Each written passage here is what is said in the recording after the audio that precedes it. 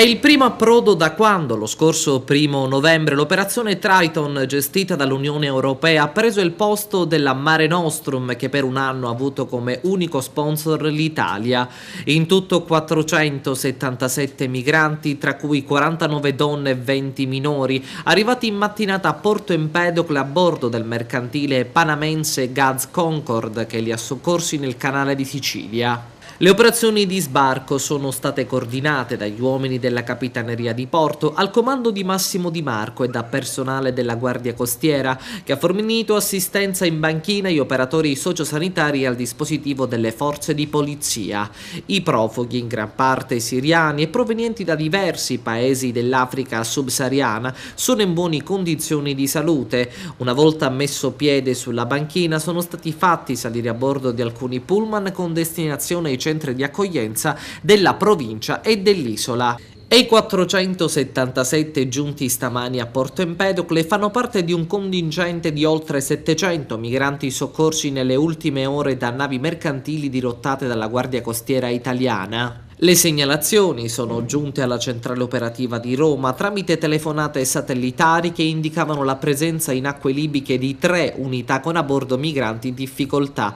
Il Byzantion ha preso a bordo 141 persone ed è stato poi inviato su una seconda unità, traendo in salvo altri 89 migranti per un totale di 230 persone, diretta al porto di Augusta, dove è giunta questa mattina. Un esodo dunque che non accenna minimamente ad arrestarsi né a diminuire, complice anche il mare calmo di queste giornate. Un approdo, quello di oggi a Porto Empedocle, che di fatto segna il passaggio del testimone tra la Mare Nostrum e l'operazione di soccorso in mare da parte della Marina Militare Italiana nel canale di Sicilia dall'ottobre del 2013, pochi giorni dopo il tragico naufragio del 3 ottobre con 368 vittime, e la Triton, operazione di matrice europea in linea con il ruolo dell'agenzia Frontex,